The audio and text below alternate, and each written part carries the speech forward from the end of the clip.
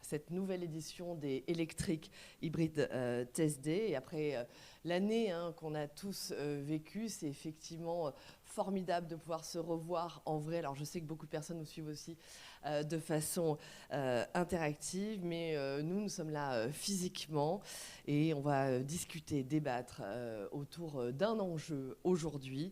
On va essayer de faire découvrir, alors c'est votre domaine évidemment, mais on va faire découvrir aux particuliers qui s'y intéressent, mais également aux professionnels, eh bien, les principales nouveautés, les principaux enjeux autour de l'électrification du parc automobile. On va aborder, vous allez le voir, de nombreux thèmes. C'est une journée riche. On va parler d'électrification des flottes pour, par exemple, les artisans et les commerçants. On va échanger sur des aspects aussi très pratiques. On va parler de fiscalité, on va parler des subventions, des aides pour les flottes vertes d'entreprises.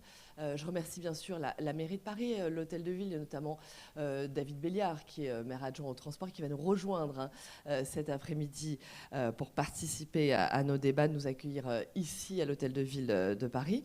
On va commencer tout de suite nos échanges avec justement une première table ronde. On va parler des aides et des subventions.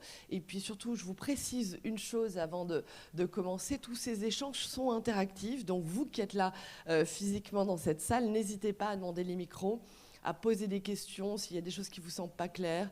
Si vous souhaitez des précisions, vous pouvez intervenir. Voilà, c'est toute l'idée. Vous pouvez aussi intervenir de façon interactive sur le site internet. On va commencer tout de suite avec nos deux premiers invités. Saoul Lopez, bonjour. Vous êtes de l'association Transport et Environnement. Vous allez nous expliquer exactement ce que vous faites. Et je suis également avec Yann de Lobkowitz. Bonjour. Vous êtes de Skipper France. Vous êtes en charge du développement. Alors, vous allez peut-être effectivement tous les deux, merci beaucoup d'être là. D'abord vous présenter pour que voilà, le public puisse déjà comprendre ce que vous faites. Saoul, quel est effectivement alors je crois que vous faites effectivement de l'influence en fait dans le domaine du transport. Oui, voilà, c'est ça. Donc, bonjour tout le monde, je m'appelle Saoul, je travaille pour la Fédération européenne pour le transport et l'environnement, donc TNE, Transport and Environment, comme on dit en anglais. Nous sommes une association basée à Bruxelles. On travaille donc principalement au niveau européen avec les institutions de l'Union européenne. On fait de l'influence, on publie des rapports, on fait des analyses, de la recherche. Tout cela dans le but de décarboner le transport à l'horizon 2050, avec quelques objectifs très clairs, notamment la fin de la vente des véhicules thermiques d'ici 2035 ou plus tard. Donc nous travaillons sur de nombreux dossiers. Et un de ces dossiers est évidemment le verdissement des flottes d'entreprises. Donc voilà, j'espère pouvoir vous apporter. On va de toute façon décrypter, puisque c'est l'objet de cette première table ronde, les aides et les subventions. On va essayer de décrypter justement la fiscalité des flottes électriques. Et Jeanne de Lobkowitz, alors quelle est votre fonction exacte chez Skipper France ? Bien, bonjour à tous. Donc, moi, je suis en charge du développement du marché français pour Skipper. Skipper étant une société belge. Donc, vous voyez que la Belgique est représentée en force sur cette scène. Mais ce n'est pas par hasard, je pense, parce que les Belges, à beaucoup d'égards, ont pas mal d'exemples, de bons exemples à donner en France et ailleurs sur le sujet de la mobilité. Ils ont, par exemple, récemment instauré une taxe en centre-ville à côté avec l'initiative Smart Move. Donc, pour revenir à Skipper, Skipper est une société qui développe et qui accompagne les entreprises dans la gestion de budget mobilité. C'est un concept qui est plutôt nouveau aujourd'hui, c'est même une nouvelle fonction des métiers RH, qui avaient l'habitude jusqu'ici uniquement de gérer la mobilité de manière assez légère. Aujourd'hui, la mobilité, elle englobe beaucoup de choses, les salariés ont beaucoup d'options. On parle de plus en plus de mobilité de fonction plutôt que de voiture de fonction. Et donc, c'est sur ces sujets-là, nous, qu'on accompagne les entreprises pour qu'elles mettent en place ces outils. Donc, on est une société éditrice de logiciels, pour être assez prosaïque. Et on les aide et on les accompagne à mettre en place les outils pour distribuer, proposer ces budgets de mobilité aux salariés qui viennent en compensation d'une voiture de fonction, ou soit en remplacement, soit en mixte avec une voiture de fonction, soit sur d'autres sujets pour proposer des budgets mobilité aux salariés. Alors, on va rentrer dans le cœur du sujet de cette fiscalité autour des flottes électriques. On va commencer notamment, bien sûr, par la loi LOM, la loi d'orientation des mobilités, parce que c'est cette loi qui a été votée, qui date de décembre 2019, donc ça fait maintenant 2 années, ça fera bientôt 2 années. Et c'est cette loi qui impose effectivement un certain nombre de choses, notamment la vente des véhicules thermiques qui sera plus autorisée à partir de 2040. Ensuite, elle fixe des objectifs de multiplier par 5, notamment les points de recharge partout sur le territoire. Est-ce que les objectifs qui sont fixés par cette loi sont aujourd'hui, en 2021, atteignables ? Je dirais, notamment en ce qui concerne l'interdiction de vente de véhicules thermiques, non seulement qui sont atteignables, mais en plus, ce n'est pas suffisamment ambitieux. Ça ne va pas assez loin. Ça ne va pas assez loin. La loi ne va pas assez loin. La LOM devrait aller plus vite, devrait fixer 2035 comme le reste des pays en Europe qui sont les plus ambitieux. Elle devrait faire partie du groupe des pays qui sont à l'avant, qui tirent en fait du reste. Yann, sur les moyens pour atteindre ces objectifs que fixe désormais la loi française, est-ce que ça vous semble suffisant ? Est-ce que ça vous semble facilement atteignable ? Oui, je pense que ces objectifs sont atteignables et ils sont déjà souvent, pour le secteur privé, largement acquis, en ligne de mire en tout cas, et ça ne chamboule en rien les plans de verdissement des flottes de véhicules qui étaient prévus. Là, j'ai sous les yeux, parce que je ne les ai pas en tête, les derniers amendements proposés au Sénat sur la loi LOM, justement sur le verdissement des flottes, qui proposent du coup des taux d'incorporation de véhicules qui seraient fixés à 40% à partir de juin 2025. Juin 2025, c'est quand même vraiment demain, et 40%, c'est un chiffre que peut-être la plupart des entreprises ont déjà quasiment atteint. Donc effectivement, ça manque peut-être un peu d'ambition. Après, quelle est la volonté du législateur ? Est-ce qu'elle est juste de dire on va faire le minimum pour que tout le monde soit au niveau, ou est-ce qu'on veut pousser vers l'avant ? C'est une question de philosophie un peu là-dessus. Donc là, ils sont plutôt prudents. Ce que dit aussi cette loi, c'est que les usagers de véhicules électriques doivent pouvoir recharger leurs véhicules partout sans difficulté, donc bien sûr y compris au travail. Ça aussi, est-ce que c'est le cas ? Aujourd'hui, malheureusement, non. Et là, je peux vous raconter une petite anecdote, une petite histoire personnelle. En 2018, fin 2018, j'ai déménagé et dans la nouvelle copropriété à laquelle j'habitais, j'ai dû attendre 18 mois pour pouvoir enfin installer une borne pour mon véhicule électrique. 18 mois. Et c'est justement une des choses... Pour quelle raison ? C'était la copropriété ? C'est juste que les procédures sont établies comme ça. Il faut attendre que l'Assemblée générale se réunisse. C'est quelque chose qu'elle fait qu'une fois par an pour présenter la demande. Ensuite, si elle n'est pas approuvée, heureusement, dans mon cas, elle l'a été, donc ça va plus vite. Sinon, il faut commencer à se chamailler un peu. Bon, finalement, ce qui se passe, c'est que tout ce genre de procédures, le système est décourageant, en fait. Quelqu'un qui pense à éventuellement changer de voiture, passer à l'électrique... Les lourdeurs du système. Voilà, il se dit, moi, je vais déjà galérer pendant 1 an et demi pour pouvoir la charger chez moi. Qu'est-ce que je fais en attendant ? Je la charge où ? Où sont les bornes ? Est-ce que les bornes en voirie sont disponibles ? Est-ce qu'elles fonctionnent, etc. Il faut absolument, en urgence, régler ce genre de problème. Sinon, la transition, le passage à l'électrique ne va pas se faire ni en masse, ni en toute rapidité, clairement. Alors, il y a différentes obligations réglementaires dans cette loi qui ont été mises en place, notamment les parkings qui ont plus de 10 places, les parkings neufs, ils doivent obligatoirement avoir des bornes de recharge. Tous les salariés donc, qui ont un véhicule électrique doivent pouvoir le recharger gratuitement sur le lieu de travail. Voilà, encore une fois, comment on atteint ces objectifs ? Est-ce que les entreprises privées se donnent les moyens de se mettre en adéquation avec les objectifs édictés par cette loi ? Alors aujourd'hui en France, c'est évidemment trop timide, et c'est vrai que le sujet sur l'utilisation d'un véhicule hybride ou électrique, c'est celui de la recharge, évidemment. Donc, on est suffisamment équipé en station essence, mais demain, il va falloir s'équiper en station de recharge électrique, et ça, c'est un nouveau sujet d'infrastructure. Peut-être pour illustrer un peu ce propos, et je vais revenir à la Belgique aussi, finalement, puisque c'est, je pense, un bon exemple, les entreprises financent l'installation de panneaux solaires sur des copropriétés de particuliers, donc au prorata, évidemment, pour qu'ils puissent bénéficier d'une recharge de leur véhicule électrique. Donc ça va assez loin, et donc là, ça passe par des budgets mis à disposition par l'entreprise pour le salarié, justement pour qu'il puisse avoir une expérience complète de l'utilisation de son véhicule. C'est insuffisant de se dire on fournit le véhicule de fonction, le véhicule électrique au salarié s'il n'a pas l'infrastructure pour la recharge. Est-ce que ça, c'est des choses qu'on pourrait imaginer en France, ou aujourd'hui, c'est pas du tout encore dans la culture des entreprises françaises? Là, on parle de culture, donc quand on s'immisce chez le particulier... On parle d'initiative. Vous nous parlez de cette initiative. Je n'ai pas le sentiment qu'en France, ce soit le cas, ou en tout cas, ce soit très répandu. Donc, j'essaie de comparer. Allez. Bien sûr, c'est pas le cas encore. Aujourd'hui, on en est donc au sens de la loi à l'électrification de la flotte, aux objectifs d'électrification et de bascule de la flotte. Également l'installation d'un parc de bornes de recharge, mais le sujet chez le particulier n'est pas encore véritablement abordé. Donc ça pourrait être des pistes d'inspiration du législateur. Et puis derrière, en fait, l'enjeu aussi, c'est si on veut aider les entreprises à passer le cap, c'est aussi les incitations fiscales qui ne sont pas forcément aujourd'hui très dessinées en France. Ah, vous trouvez que le cadre n'est pas suffisant? Alors justement, on va essayer de le détailler, hein, parce que c'est le cœur de notre interrogation pour cette première table ronde. Quels sont les avantages fiscaux à transformer sa flotte d'entreprises vers l'électrique? Il y a bien sûr des coûts d'exploitation qui sont inférieurs. Pour la maintenance, il y a des frais qui sont également moins importants. Et puis bien sûr, il y a un impact écologique qui est positif.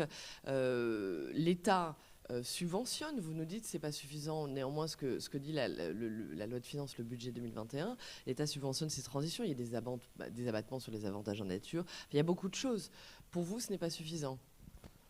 Nous, ce qu'on voit, hein, c'est encore une fois, je compare à ce que je vois concrètement, donc la Belgique et toutes ces aides qui sont mises en place pour le salarié, pour les entreprises.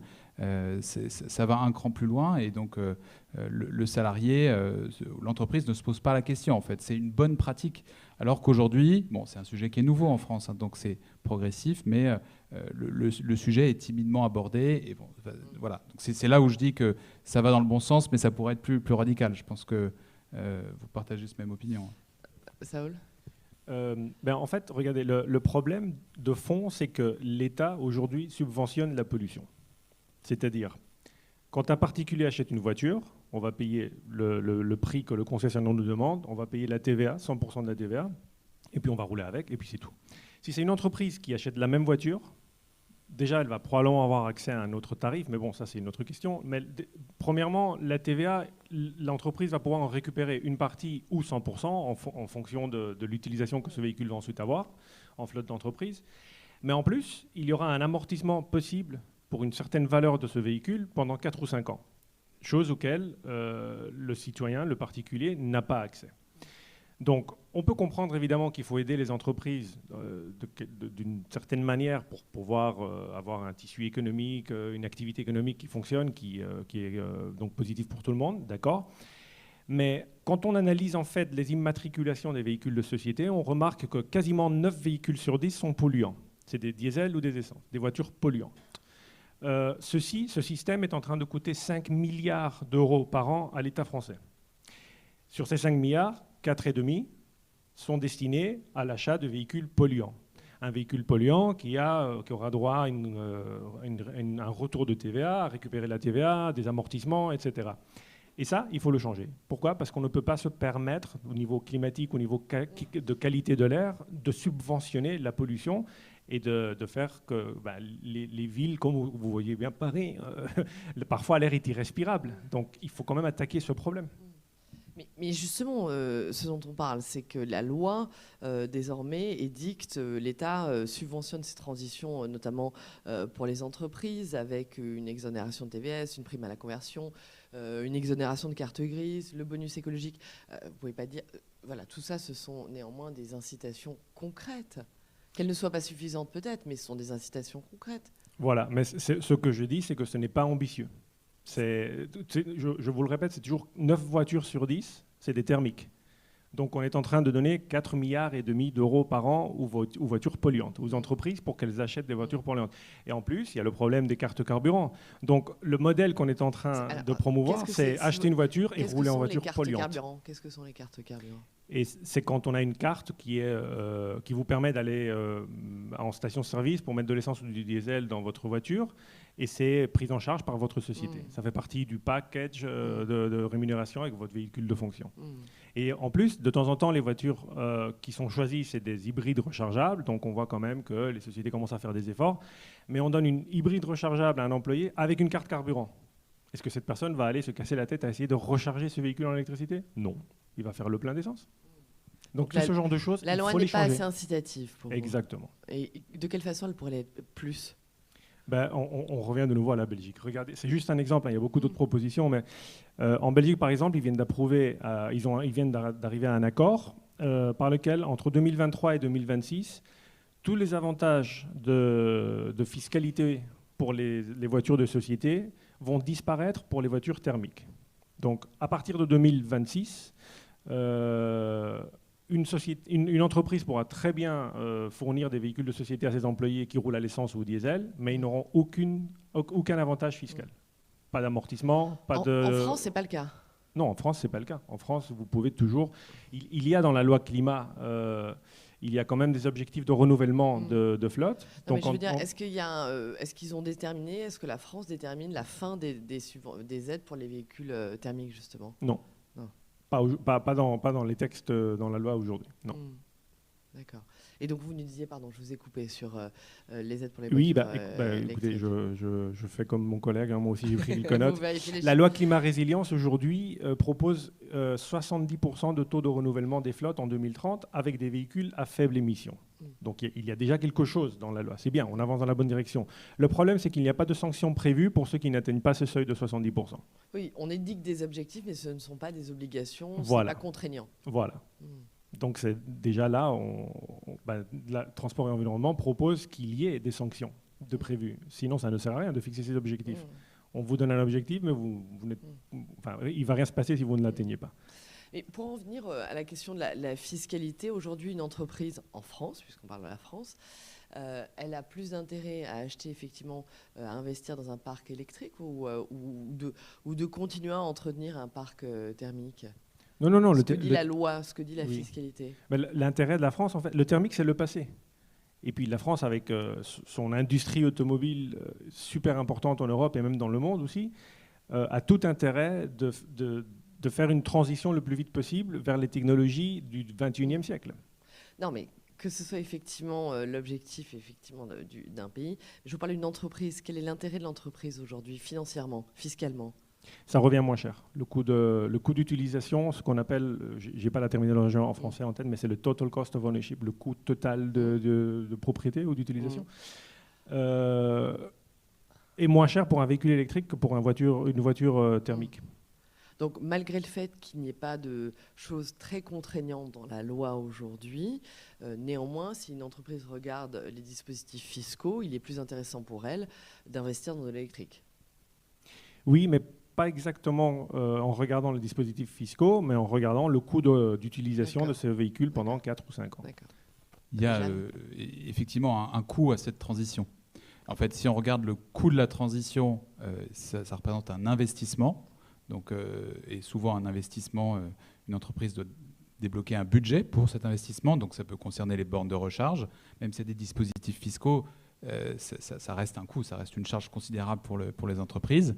Mais en soi, le coût d'exploitation, une fois l'investissement passé, des véhicules électriques ou hybrides, revient moindre que des véhicules thermiques aujourd'hui. Donc en fait, c'est la bascule qui coûte. Et évidemment, on n'est pas non plus dans des usages radicaux. C'est-à-dire qu'on ne va pas passer de 100% thermique à 100% électrique demain. Donc c'est cette phase de transition qui est lourde, coûteuse. Et une fois qu'elle sera passée, qu'elle sera engagée par les frais de l'entreprise, elle pourra être du coup amortie à moindre frais que la flotte de véhicules thermiques.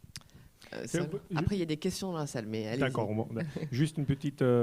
j'ajoute un peu d'informations. C'est pour ça qu'en fait, que du point de vue fiscalité, une réforme de l'amortissement des véhicules de société est très importante. Parce qu'elle va permettre d'orienter, en regardant un peu ces investissements que les sociétés doivent faire pour passer à l'électrique, elle va permettre aux sociétés de réaliser que, OK, si je fais un investissement X maintenant, je vais avoir des avantages fiscaux pendant les 4-5 années à venir qui sont beaucoup plus intéressants que si je faisais ces investissements-là sur des véhicules thermiques. C'est pour ça qu'il faut changer ça, la fiscalité des flottes, c'est surtout pour l'instant, l'amortissement. c'est pas du tout prévu effectivement dans la loi de finances française. De modifier l'amortissement? Oui, la réforme de l'amortissement. Très bien. Et c'est ce qui a été par exemple fait en Belgique, qui promet de marcher très très bien et devrait être utilisé comme inspiration aussi. Et du coup, en Belgique, ça change les choses, cette réforme de l'amortissement, ça a produit des effets? Ah oui, très concrètement, il y a plusieurs effets. Il y a l'effet d'un côté de croissance des flottes de véhicules électriques et même de réduction d'une manière générale de flotte de véhicules. Parce que vous avez aussi certains salariés qui sont en position, je ne dis pas que c'est le cas de tout le monde, mais de pouvoir juste dire, moi je vais pouvoir me passer d'un véhicule de fonction. Donc c'est des effets radicaux, mais ça fait partie des impacts de cette fiscalité incitative. Alors je crois qu'il y a une question dans la salle. Voilà, puis je vous rappelle, voilà, n'hésitez pas, surtout poser toutes les questions. Oui, alors, attendez, c'est madame et après je vous donne la parole. Non, je vous en prie. C'était juste peut-être une remarque. Donc Laurence Gonnet, Plaine Commune, on est un territoire de 9 villes au nord d'Île-de-France. Je pense que pour les entreprises, il y a aussi un enjeu d'image et je pense que de faire migrer un parc de véhicules d'un parc thermique à un parc hybride ou électrique, c'est quand même extrêmement important aussi. Après, ce qui peut être encore un peu compliqué en Île-de-France aujourd'hui, mais ça va se déployer, on y travaille avec d'autres, des structures intercommunales, c'est aussi sur le domaine public de pouvoir avoir des bornes de recharge rapides. Et ça va arriver, mais on n'est pas encore tout à fait prêt. Donc effectivement, il y a une bascule qui s'opère, qui va arriver relativement rapidement maintenant. Mais il y a cette bascule-là qu'il faut réussir à organiser. Et je pense qu'en termes d'image, pour un cadre, je ne suis pas certain que de continuer à avoir un gros véhicule hybride, ça soit longtemps très porteur. Mais je peux me tromper. Non, effectivement, madame a raison. Voilà, l'image aussi que veut transmettre effectivement une entreprise. Aujourd'hui, ça compte beaucoup. Vous vouliez réagir? Oui, effectivement, je voulais réagir à votre propos en disant que d'un point de vue marché, le sujet concerne plusieurs directions. En général, les flottes de véhicules sont gérées par les départements achats, les fleet managers, mais ça recoupe aussi souvent sur ces projets de transition les départements RSE pour les grandes entreprises. Souvent directement même les directions RH. Donc c'est vraiment en plus des sujets d'un point de vue entreprise qui impliquent de multiples directions et qui peuvent être même portés par la direction. Donc c'est vraiment des sujets qui sont importants. Après, donc c'est un problème de coordination et puis c'est un problème de porter cette transition et l'image qui est donnée de l'entreprise derrière va être assez stratégique. Donc c'est des gros sujets pour les entreprises qui se font pas du jour au lendemain. Voilà, un enjeu stratégique bien sûr pour les entreprises. Monsieur, vous avez une question? Oui, bonjour. Allez-y. Allô, allô. Non, je vous en prie. Oui, enfin, c'est pas vraiment une question, mais c'est plutôt un constat. C'est une remarque. Une remarque. Je suis d'accord pour les incitations fiscales, tout en sachant que la TVA, étant une entreprise, je récupère ma TVA sur mes achats, mais je paye sur mes ventes. Donc c'est pas vraiment un cadeau fiscal de bénéficier de... Le problème qu'il y a aujourd'hui, pour moi, c'est qu'il y a un manque d'offres pour les entreprises en fonction des usages. Je peux parler de mon exemple concrètement. Je fais du transport de personnes depuis une vingtaine d'années, c'est des touristes. Donc en ce moment, je ne pollue pas beaucoup parce que ça fait 1 an et 3 mois que je suis totalement à l'arrêt avec 95% de baisse de chiffre d'affaires. Donc pendant ce temps-là, j'ai réfléchi qu'est-ce que je pourrais faire pour améliorer justement mon impact sur le climat. Et j'ai des minibus principalement et des minicars. En minicar, il n'y a pas d'hybride, il n'y a pas d'électrique aujourd'hui. En minibus de 9 places, il y a très peu de modèles. Ils sont un peu chers, mais à la limite, on peut amortir le surcoût sur période du fait de consommer moins de carburant. Il y a un problème d'offre en fait. Ah oui, voilà. Et il y a aujourd'hui, en électrique, il y a un modèle. Alors, il y a Volkswagen, je ne sais pas s'ils sont dans la salle, qui doivent sortir une version hybride de leur modèle Caravelle, qui est un modèle un peu emblématique pour le transport de personnes, mais il n'est pas encore sorti. Donc, je suis totalement d'accord avec vous, mais il y a un côté, si je peux me permettre, prématuré par rapport en fait à une offre qui n'existe pas réellement pour couvrir tous les usages. Si c'est de la livraison courte durée, on a un besoin de 100 km par jour, 110, 120, on peut considérer aujourd'hui que l'offre est existante. Après, il y a un autre problème qui va être lié au rechargement des batteries en cours de période, parce que les autonomies restent somme toute assez limitées. Sans citer de marque, mais le minibus que j'en ai acheté 2 là, Ils ont une autonomie qui est annoncée pour 400 km WLTP. 300. Dans la réalité, ça va être 250-300 avec la climatisation. Je ne vais pas demander aux clients de se mettre torse nu pour... Excusez-moi. Mais... Ça dépend du business. Voilà, donc je vais essayer de le réserver à des usages très, très urbains. Arriver à l'aéroport, une petite visite technique, un restaurant. Mais 250 km vont suffire. Mais si demain, ils veulent s'éloigner et faire un peu plus de kilomètres, est-ce que je vais avoir la garantie de pouvoir le recharger? Quand je vois l'état du réseau de recharge des véhicules électriques à Paris aujourd'hui, excusez-moi. Il y a des véhicules aussi qui demain ont un gabarit qui ne rentrera pas dans les parkings, parce que là, je me suis garé au parking là, de la mairie. Il y a plein de bornes qui sont en préparation pour recharger. Mais il y a, par exemple, il y a un minibus, il ne rentrera pas parce qu'il fait 1m90 et j'ai 1m85. Donc, est-ce qu'il y aura en surface? Excusez-moi, non, mais... j'y vais à fond parce que... Allez-y, voilà, au contraire. Voilà. Et les je objectifs pense... d'une loi, c'est toujours c'est Enfin, très intéressant, mais le c'est concret, que mon la avis vie et c'est concrète, on est là pour parler de ça. Voilà, c'est ma vision. En fait, le problème pour moi de la pollution, on devrait trouver les moyens en fait, de recourir plus au transport collectif. Donc la mairie ou les villes devraient améliorer l'offre pour le métro, le bus, tout ça, pour inciter les gens à prendre ces moyens de locomotion. Les entreprises, elles ne peuvent pas faire autrement. On va pas quelqu'un qui vient faire une réparation, on ne va pas prendre le métro avec ses sacoches et ses outils. Voilà, les gens qui viennent nous visiter à Paris, par exemple, on ne va pas leur demander de prendre le métro avec leur valise, de le prendre de RER B en heure de pointe pour rentrer à Paris.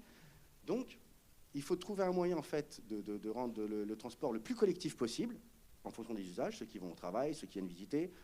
Quelqu'un qui vient au Galeries Lafayette pour acheter des sacs Louis Vuitton et compagnie, on ne va pas lui demander de prendre le métro. Il faut bien qu'il puisse se rendre au Galeries Lafayette et repartir avec ses achats. Donc il faut vraiment réfléchir aux usages. Et pourquoi les gens viennent à Paris ou dans les grandes villes, en général, et après, descendre petit à petit. Et, voilà. Et là, aujourd'hui, j'ai l'impression, d'une manière générale, que les pouvoirs publics, les mairies et tout, ils mettent la charrue avant les bœufs. Voilà, c'est mon sentiment. Et on nous culpabilise jusqu'à presque nous faire déprimer et avoir honte de travailler, de rapporter de la TVA, de la valeur ajoutée à l'État, de payer des salaires, des charges, j'en passe et des meilleurs, et demain on me dit « Ah ouais, mais bon, en fin de compte, ta voiture, Euro 6, tu peux plus rentrer. » Ouais, c'est mignon. Et comment je vais payer mes salariés, comment je vais payer mon PGE que j'ai emprunté, par exemple? Alors là, je le circonstancie, parce qu'on ne peut pas parler de l'écologie si on ne peut pas occulter ce qui s'est passé ces 13 derniers mois. Donc, il faut y aller à pas mesurer, il faut qu'il y ait plus de concertation en fonction des besoins et des usages de toutes les professions. On n'est pas obligé de prendre tous les maçons de Paris, tous les transporteurs de Paris, mais de dire, voilà, c'est quoi. Et qu'on comprenne qu'est-ce qui fait son voisin avant de partir sur des plans... Voilà. Excusez-moi. Mais non, je vous en prie, c'est très intéressant ce que nous dit monsieur, parce qu'effectivement, voilà, il y a effectivement les objectifs, peut-être ce que vous nous dites, trop ambitieux, visiblement, des pouvoirs publics, mais il y a aussi l'aspect dans cette intervention, c'est le manque d'offres, effectivement, de la part des constructeurs. Pourquoi il n'y a pas encore cette offre-là chez les constructeurs ? Moi, je vous remercie pour vos commentaires. Je suis tout à fait d'accord avec vous. Et c'est vrai que souvent, on généralise. On parle de transition à la mobilité électrique. Mais quand on fait ce genre de discours, on ne rentre pas dans les détails. Et c'est là que, effectivement, quand on rentre dans les détails, il y a des différents cas d'usage. Ce n'est pas adapté pour tout le monde tout de suite maintenant. Il y aura certains groupes qui pourront le faire demain, qui peuvent le faire aujourd'hui. D'autres qui devront attendre 5, 6 ans, etc. Et une des questions, une des raisons pour laquelle ce n'est pas faisable pour tout le monde tout de suite aujourd'hui, c'est comme vous venez de dire et comme monsieur disait, l'offre n'est pas là. D'ailleurs, c'est quelque chose mais pourquoi cette offre n'est pas là de la part moi, des en fait, ça m'a toujours surpris. Personnellement, je me suis toujours dit, comment est-ce qu'ils ont commencé à miser toute la transition, tout le changement et basculer vers le véhicule électrique en pensant d'abord aux voitures privées, alors que c'est celles qui, d'un point de vue économique, pourraient parfaitement attendre quelques années, et que c'est le transport collectif, le transport de marchandises, etc., qui sont les premiers intéressés à avoir des véhicules électriques, car le coût de revient, l'opération est moindre pour eux. Donc c'est beaucoup plus avantageux pour les entreprises. Pourquoi est-ce que les fabricants n'ont pas commencé par là? Bon. D'un côté, la réponse est « je ne sais pas trop ». D'un autre, il y a aussi la réalité des normes, de la législation. Et les fabricants en Europe, en fait, avancent vers l'électrification de leur portfolio de produits, à coup de loi. Et en fait, ce qui s'est passé en Europe, c'est que pendant les négociations des standards d'émissions de CO2... Ce que vous voulez dire, c'est que s'ils ne sont pas forcés par la loi de le faire, ils ne le font pas. Voilà. Voilà. Donc la loi exige en ce moment une moyenne d'émissions de 95 grammes de CO2 par kilomètre parcouru pour les voitures, mais pour les utilitaires, c'est un autre seuil, beaucoup plus élevé. Pourquoi ? Eh ben, il y a eu les négociations politiques avec les gouvernements, Pourtant, etc. Monsieur est la preuve qu'il y a un marché pour les constructeurs Tout à fait. s'ils proposaient cette offre-là.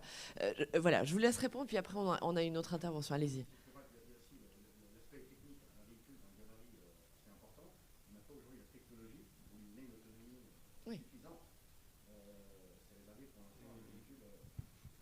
La technologie est là. Le problème serait peut-être alors le coût à ce moment-là. Mais la technologie est là, oui.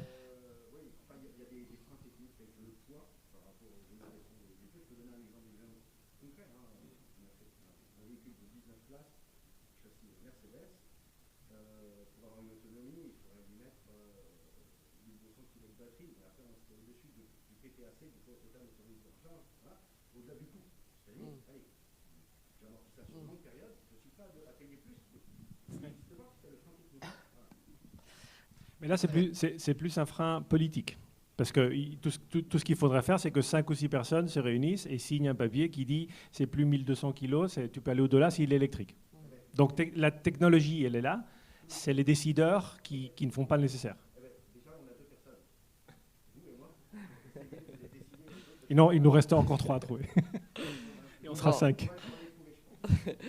Monsieur, vous voulez intervenir également? Bonjour, Jérôme Séchère de la mairie de Massy. Juste une petite remarque pour Monsieur Lopez, un peu terre à terre. Il se trouve que j'ai la chance, moi, de gérer un parc où 75% du parc, je peux le basculer assez facilement. Pragmatiquement, quand il va falloir faire la transition, aujourd'hui, si j'achète une Clio, pardonnez pour l'exemple, je la paye 12 000 euros. Mettez bien le micro. Si j'achète une Zoé, je vais la payer 26 000 euros. Et la différence, elle est là. J'ai 80 véhicules à changer. Voilà, il y a un coût, certes l'exploitation derrière est moins élevé, mais le coût de la transition il est vraiment élevé, et pour certaines collectivités mais aussi certaines entreprises, j'imagine, le coût de la transition il est important. On est sur j'achète 2 véhicules et demi pour le prix d'un. Mais donc vous trouvez que les incitations, les subventions, les aides de l'État aujourd'hui ne sont pas suffisantes pour vous permettre de faire cette transition? Mais non, aujourd'hui j'ai une aide de l'État de 4 000 euros de bonus écologique. Je vous dis, une Clio 12 000 euros, une Zoé, avant les aides, je vais la payer 27 000. Et donc quel va être le choix de la mairie donc, non, parce que c'est intéressant, c'est un exemple concret. Quel va être le choix de la mairie de Passy? Vous n'allez pas faire cette transition? Alors si, il se trouve que j'ai la chance d'avoir un maire qui a la volonté politique de faire la transition de 75% du parc d'ici 2026, d'ici la prochaine, pendant la mandature. Donc du coup, on va y aller. Mais voilà, il y a ça a un réel coût. Et on le cumule. C'est un choix politique. Des fois, il faut inciter les collectivités, etc. Mais il se trouve que je gère aussi le parc des bâtiments, où on nous demande aussi de faire 40% d'économies sur les bâtiments. Et du coup, la somme de toutes ces contraintes devient réellement hyper importante à mettre en balance avec la baisse des dotations de l'État, etc. Ça devient compliqué. Gérer toutes les normes contraignantes, c'est bien. Derrière, il y a quand même des réels. Je suis à fond avec vous sur le principe, sur le fond, sur la qualité de l'air, etc. Toutes ces idées sont bonnes. La mise en pratique, elle est dans la réellement pratique, compliquée. ça coûte. Non, mais je vous entends. C'est pour ça que je disais juste très rapidement. Il faut vraiment une réforme de la fiscalité des véhicules d'entreprise. Ça aiderait énormément à faire face à ce surcoût au moment de l'achat pour rénover ces flottes. On en revient à cette question de la réforme de l'amortissement, effectivement, qui n'a pas été faite. Yann, vous vouliez ajouter quelque chose? Il y a aussi d'autres mécanismes qu'il est possible d'envisager, et le renouvellement des flottes de véhicules permet de poser cette question-là. En fait, aujourd'hui, le véhicule de fonction, c'est un privilège quand on est éligible. Mais quelquefois, la question peut se poser, est-ce qu'on n'aurait pas besoin, je l'évoquais au début, plutôt d'un véhicule de fonction, d'une mobilité de fonction? Ça dépend beaucoup évidemment des postes, ça dépend de ce qu'on fait, mais vous avez quand même bon nombre de salariés, soit des primo-accédants, soit des cadres qui ont déjà des véhicules personnels, qui pourraient finalement se passer d'un véhicule de fonction. Donc là, on est radical, hein. Plutôt que de parler de renouvellement, on parle de suppression. Et à la place, puisque statutairement, ils ont droit à une somme qui est évaluée par le TCO, dont parlait Saoul, Et ce même TCO peut être valorisé dans un crédit mobilité. Crédit mobilité, l'idée c'est que de manière flexible, je vais utiliser mon crédit sur d'autres types de mobilité, douce, partagée, durable. Est-ce que ça progresse dans la culture d'entreprise, le fait de se dire, très bien, on va supprimer ou je me prive de mon véhicule de fonction? Est-ce que les mentalités commencent à changer également? Alors évidemment, ce n'est en aucun cas l'entreprise qui contraint le salarié à ça, mais c'est en posant la question au salarié qu'on s'aperçoit qu'il est intéressé, enfin qu'il n'est pas nécessairement intéressé par un renouvellement de sa voiture. Et donc ça fait partie des évolutions d'usage aussi, des évolutions personnelles, des prises de conscience citoyennes, personnelles et de chacun, qui font dire moi j'ai pas besoin de véhicule de fonction parce que je fais juste des allers-retours entre mon domicile et mon lieu de travail. Et encore, est-ce qu'il y en a beaucoup aujourd'hui de trajets de ce type? Donc finalement, est-ce que j'aurais pas plutôt besoin d'un crédit qui me permettrait de me rendre en centre-ville avec une mobilité partagée, un taxi partagé, du transport à la demande auquel vous faisiez allusion, des transports en commun, des trottinettes, des micro-mobilités, plutôt que d'utiliser ma voiture de fonction, avec laquelle je vais évidemment, si je n'ai pas fait la transition, encore polluer. Je vais perdre du temps pour me garer, ça va avoir un coût pour l'entreprise, un coût personnel, c'est du temps. Finalement, si j'utilise aujourd'hui, l'offre de mobilité est quand même assez large sur le territoire, enfin, dans les grandes villes. Si j'ai la possibilité d'utiliser un autre moyen pour mes déplacements professionnels et que je peux avoir un crédit dont je peux disposer aussi pour mon usage privé, finalement, est-ce que ça ne peut pas remplacer cette voiture de fonction? Et je passe à ce moment-là dans un paradigme de mobilité de fonction. L'entreprise finance ma mobilité au sens large. Et ça, on le voit dans les entreprises. C'est-à-dire les primes vélo, les primes pour les transports en commun. Exactement. J'abonde un budget qui correspond au TCO du salarié, donc au coût de son véhicule. Et avec ce montant-là, il va pouvoir l'utiliser librement sur ses mobilités dans le cadre pro et perso. Et là, on est carrément dans une vision où il n'y a plus cette question d'offre, et c'est le salarié qui fait lui-même son choix. Parce qu'aujourd'hui, la mobilité, c'est des choix personnels. Et en fait, le paradigme dans lequel on était, où c'est je vais imposer la mobilité, je vais utiliser mon moyen de transport à toutes les sauces, entre guillemets. Aujourd'hui, c'est plutôt en fonction de mon besoin, en fonction de l'heure, en fonction de mon humeur, je vais utiliser la mobilité qui convient le mieux. C'est ce nouveau paradigme qui peut aussi être entré en considération. Alors, est-ce que monsieur voulait encore réagir? Aymeric, on peut avoir un micro? Non, on vous donne un micro pour que tout le monde puisse bien vous entendre. Et puis, encore une fois, n'hésitez pas à intervenir. Entièrement d'accord. Encore faut-il renforcer, je suis parisien, donc, les transports en commun pour inciter les gens au-delà de la prime ou des aides. Et je connais beaucoup de gens qui seraient prêts à prendre les transports s'ils étaient plus confortables, tout simplement, et s'ils correspondaient aussi... Il y a des heures où il y a les gens, ils ne veulent pas prendre de métro. Des femmes ou même des hommes qui rentrent à certaines heures du travail, ils pourraient le prendre, mais ils ont peur. Non, mais c'est la vérité. Donc, ils vont prendre leur voiture. Donc, faut vraiment, quand je parle qu'il faut revoir ça globalement, tout passe pour moi par les transports collectifs. Voilà. Si demain, on devrait résoudre le problème, et après des incitations fiscales, pas de problème. Mais voilà, c'est vraiment ce que je voulais dire. Non, c'est un choix personnel, évidemment. Donc, en fonction de la situation de chacun, on est à l'aise ou pas de prendre les transports en commun, on est à l'aise de prendre le vélo, d'utiliser comme un moyen de transport régulier, ou alors on est trop dépendant de la voiture de fonction, et basta, il n'y a pas de sujet. Est-ce qu'il y a encore quelques interventions dans la salle? Encore une fois, n'hésitez pas. Alors, non. Ah, encore monsieur. Alors, monsieur, on écoute madame, allez-y. Non, mais peut-être faire, ça marche. Peut-être faire remarquer et on y travaille beaucoup, que la mobilité elle est de plus en plus multimodale. C'est-à-dire qu'on peut très bien, un lundi matin, je dis parce qu'on a la chance d'avoir une maison à la campagne, venir en voiture au travail, se garer, et le lendemain venir en véhicule, en vélo électrique, en transport, voilà, et ou télétravailler. Et on voit bien aussi que c'est cette multimodalité pour l'ensemble. Nous, on a beaucoup d'agents, 1500 agents rien que sur les services techniques. Elle évolue et elle évolue dans ce sens-là. C'est-à-dire même des agents qui prennent un travail très tôt ou qui finissent tard le soir, selon leur rythme de travail dans la semaine, vont utiliser des modes de déplacement qui vont de la marche à effectivement un véhicule de service. Tout à fait. Je crois qu'il y avait une autre intervention dans la salle. Monsieur, on va vous donner un micro.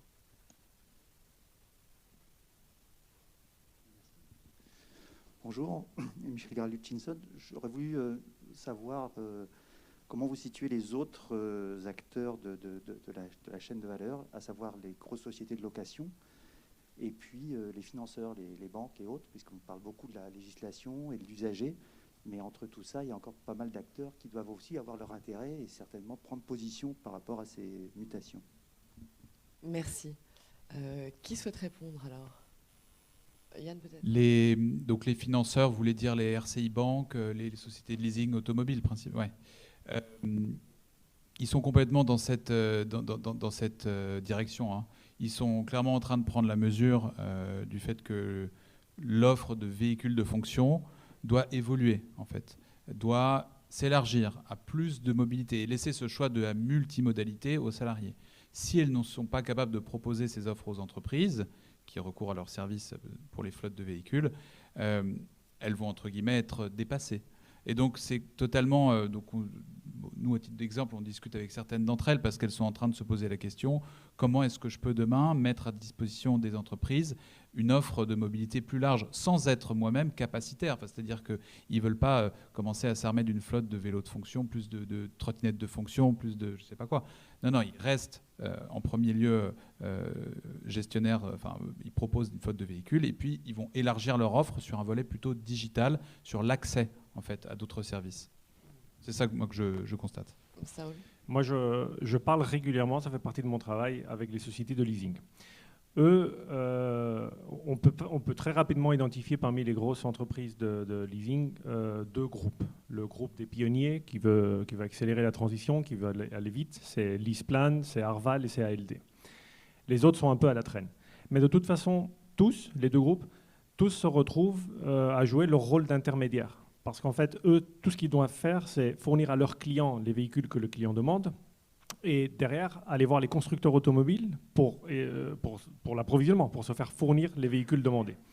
Alors, dans ce rôle d'intermédiaire, ils peuvent, en analysant le marché, en ajustant leur offre, leur prix, le coût, le paiement mensuel des LLD, des LOA, ils peuvent se positionner d'une façon ou d'une autre, ils peuvent être plus agressifs ou plus ambitieux ou moins vers l'électrification des flottes, mais en fait, ils sont tous intermédiaires. Donc ici, ça se joue niveau demande, donc consommateur, donc les entreprises et les flottes de sociétés, et d'un autre côté, offre, donc constructeurs automobiles. Eux sont un peu, en quelque sorte, entre guillemets, coincés entre les deux. Ils ont un marge, c'est leur business, ils savent adapter leur position, mais c'est un peu ça leur rôle en ce moment. Est-ce qu'il y a encore une question? Puis sinon, on va conclure cette table ronde. Alors, je vous en prie, madame, dernière. Ah. Bonjour à tous, Dimitri de la société Yungo. Alors moi, j'ai une société de transport qui a déjà parcouru 600 000 km en véhicule électrique en Ile-de-France. Se pose la question du recyclage des batteries. Du coup, j'aimerais savoir, est-ce qu'à votre connaissance, il y a des solutions existantes pour recycler ces batteries de véhicules électriques? Et est-ce qu'à terme, dans la loi, on va inclure des incitations fiscales, notamment pour les entreprises qui recyclent leurs batteries? Sur le recyclage des batteries. Oui, j'aimerais signaler qu'avant le recyclage arrive la réutilisation. Ça, c'est très important. Souvent, les gens n'ont pas automatiquement cette image en tête, mais une fois que la batterie d'un véhicule électrique n'est plus valable pour couvrir les besoins en autonomie de déplacement et tout de cette voiture, elle peut parfaitement être utilisée pour une autre fonctionnalité, que ce soit en industrie, en emmagasinement d'énergie à la maison, etc. Donc c'est tout à fait réutilisable pendant de nombreuses années. Et c'est que lorsque ces batteries arrivent en fin de vie qu'il faut les recycler, évidemment. Alors la technologie existe, mais il y a clairement une nécessité d'amplifier, de booster et d'agrandir les capacités. Parce que c'est faisable, mais ce n'est pas encore fait à échelle aujourd'hui. Donc il faudra évidemment suivre de près l'évolution des ventes de véhicules électriques et de tout véhicule qui utilise des batteries pour calculer le volume nécessaire à recycler d'ici quelques années. Ça, c'est clair, c'est un besoin. Il faut regarder. Madame, vous aviez une question. Oui, bonjour, Diane Strauss. Donc, je suis directrice France de Transport et Environnement. Donc, je suis la collègue de Saoul. Je voulais juste soulever la question des hybrides rechargeables qu'on n'a pas énormément abordée, mais qui est très importante, puisque aujourd'hui, la loi dans les taux d'incorporation et de renouvellement des flottes permet aux gestionnaires, aux sociétés de leasing, de prendre des hybrides rechargeables. Or, on sait actuellement que ces véhicules polluent beaucoup plus sur la route que ce qui est indiqué au moment de la vente et de l'homologation. Et donc, bon, je connais la position de transport et environnement, puisque avec ça, on travaille ensemble, mais je voulais avoir la perspective de quelqu'un qui travaille quotidiennement avec les entreprises.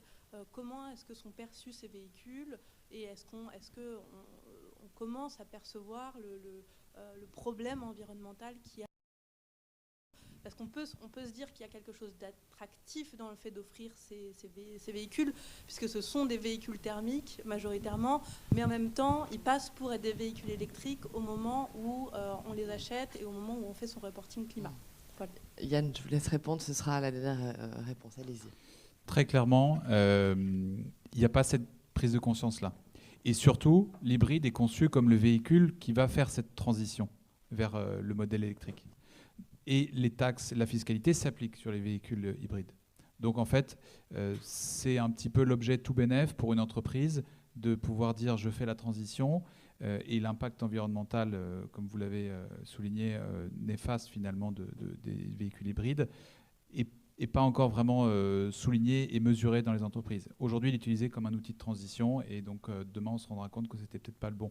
Mais en même temps, on est dans un monde où la bascule peut pas être opérée radicalement du tout thermique au tout électrique. Donc, c'est aussi un véhicule qui correspond peut-être un peu à la réalité du terrain et des infrastructures. Donc, c'est ambigu. Bon, encore beaucoup de questions hein, sur tous ces thèmes. On va conclure cette première table ronde. Merci beaucoup à tous les deux d'avoir participé. On va faire une courte pause et puis on se retrouve dans une dizaine de minutes. Hein. Merci beaucoup. Merci beaucoup.